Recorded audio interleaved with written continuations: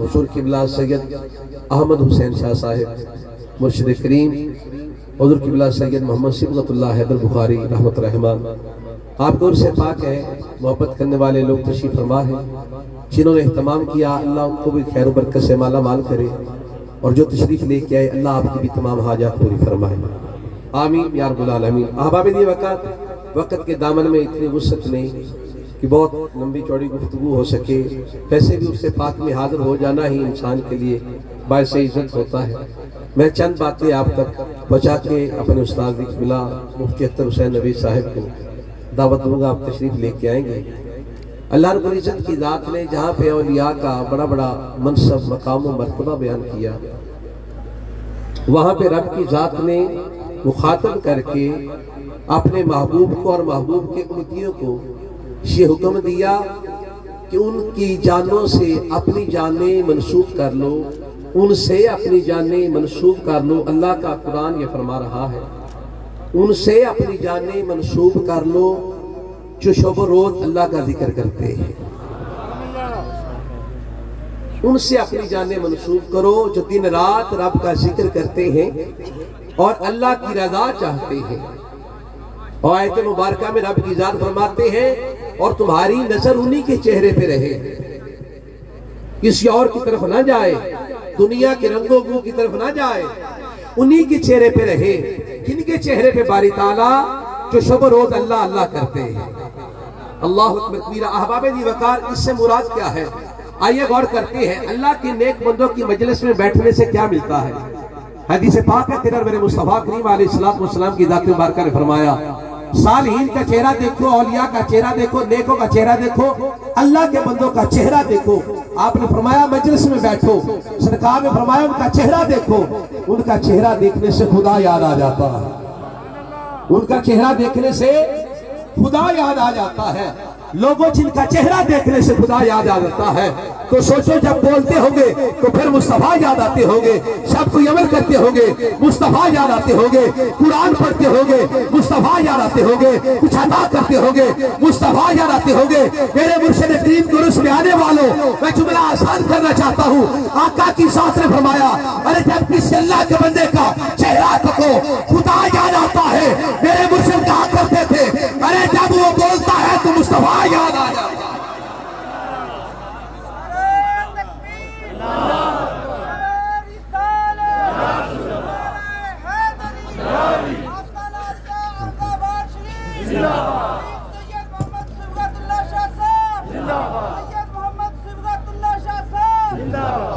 सलामत रहे। सुनिए, उनका चेहरा तकने से खुदा याद आए, जब बोले तो मुस्तफा याद आए।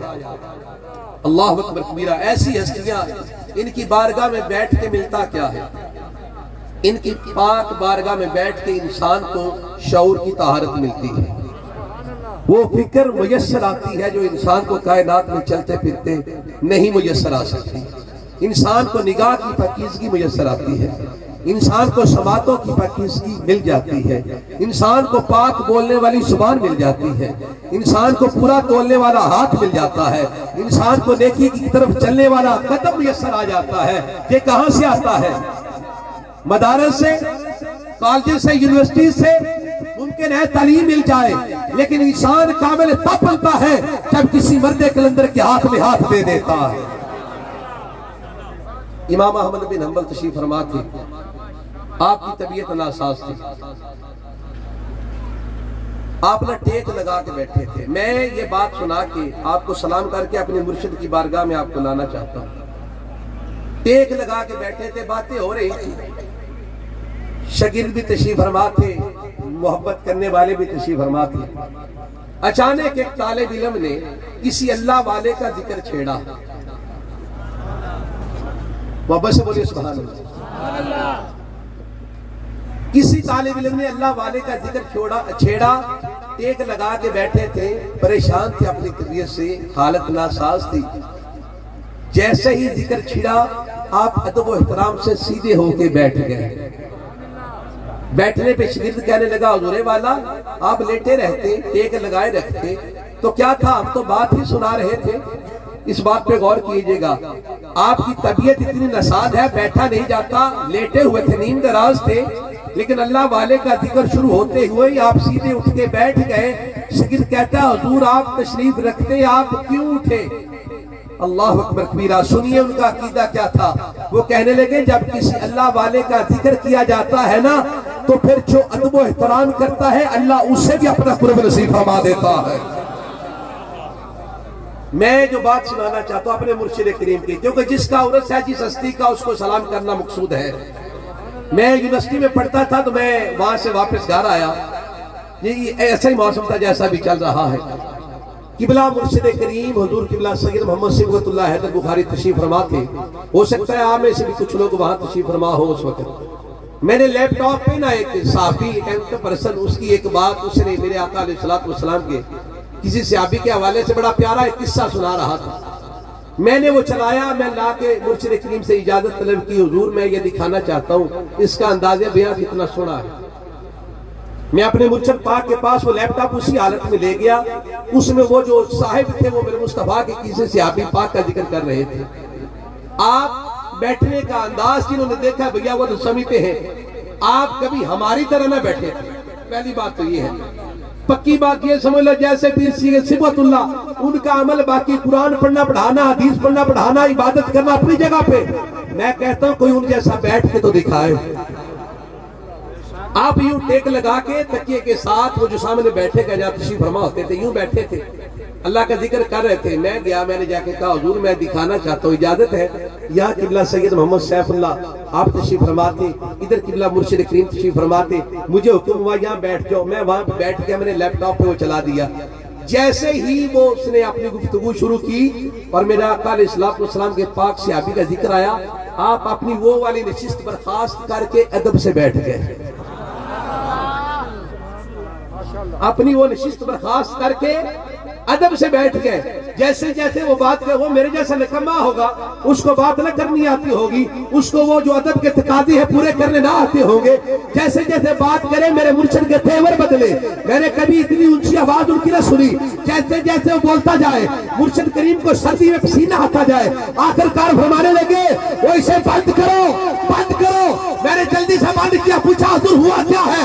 वो कहने लगे अरे इसको क्या पता, इसकी जुबान बता रही है, अदब का तकाज़ा पास रही, और जिसके पास अदब ना हो वो मुस्तफा के असहाब की बात न किया। ये अंदाज है उनका।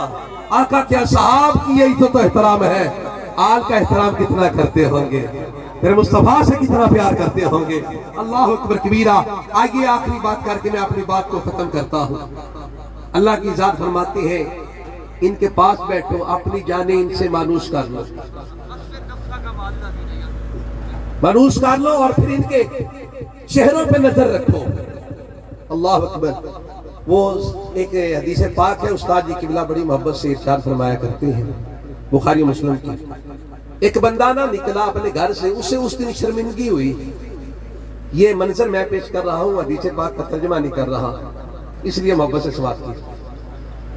उसको शर्मिंदगी हुई कि मुझे रब की जात ने जिस काम के लिए भेजा, क्या मैं कायनात में वही काम सर अंजाम दे रहा हूं? अव्वल से लेकर आखिर तक हर बंदे से मुखातिब हूं। क्या हम जो काम कर रहे हैं अल्लाह की जात ने हमें इन्हीं कामों के लिए भेजा है? हम जो कर रहे हैं क्या इसी काम के लिए रब की जात ने हमें अशरफुल मखलूकात होने का ये एजाज बख्शा है? खैर उसने सोचा मैं जो कर रहा हूं मैं करने ये नहीं आया था, रब ने मुझे ऐसे नहीं बनाया था।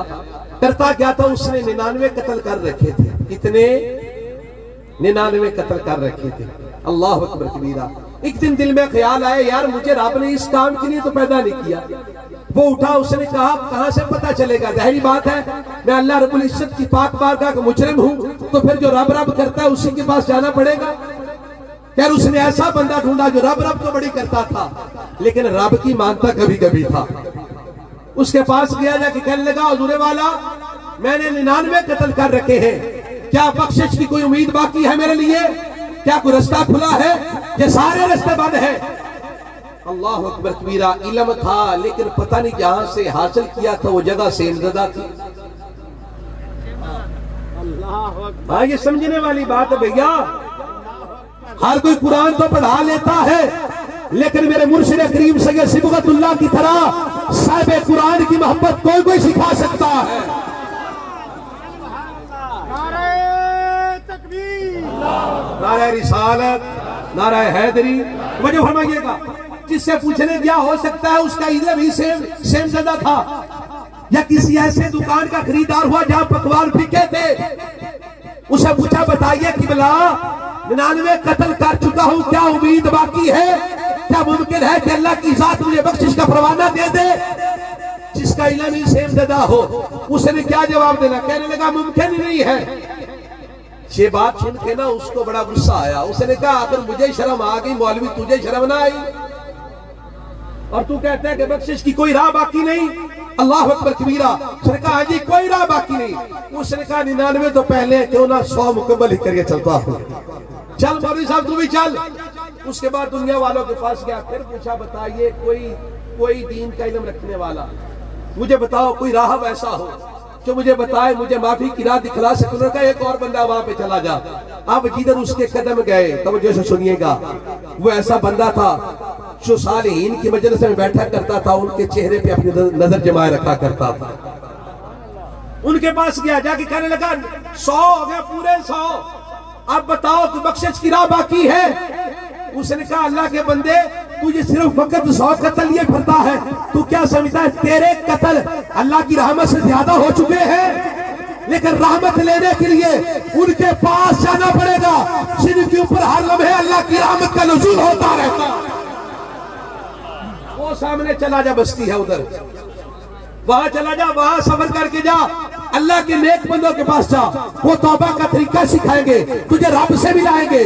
मैंने कहा वली के पास बैठने से रब देता क्या है? उसने सफर बांधा, चलता गया, थोड़ी ही दूर गया था मक्तल से, वक्त आखिर आ गया, फरिश्तों ने जान कब्ज कर ली। अब बदी वाले फरिश्ते भी आ गए, नेकी वाले भी आ गए, बदी वाले इधर खींचे, नेकी वाले इधर खींचे, जहन्नम वाले इधर खींचे, जन्नत वाले इधर खींचे। बंदा रोले में था ना। जन्नती कहते हमारा है, जन्मी कहते सारी जिंदगी कत्ल किया है, हमारा है। रब की जात ने जब ये देखा ना, तो एक फरिश्ते को इंसानी शक्ल में उनके पास फैसल बना के भेज दिया। मोहब्बत से बोलो यार सुभान अल्लाह।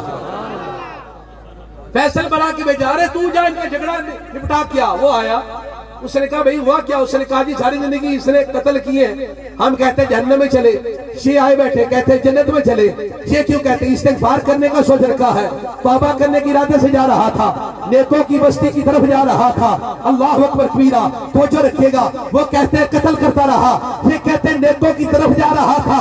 रब की जात ने जब ये माजरा देखा, जिसको फैसल बना के भेजा था, उसको अल्लाह की जात ने कहा अरे इनको कहो ज़मीन की फरमाइश कर ले, अगर मक्तल करीब है जहन्नमी कर दो, अगर नेकों की बस्ती करीब है जन्नती कर दो। अभी मक्तल से निकला था, बस्ती दूर थी, नजर भी ना आ रही थी। जब रब ने ये कहा, फरिश्ते ने फैसला किया तुम ज़मीन की फरमाइश करो, दोनों घर राजी। जब फरमाइश होने लगी, रब ने कहा ज़मीन देखती क्या है, जिधर मेरा वली रहता है उधर को सिमट के चली।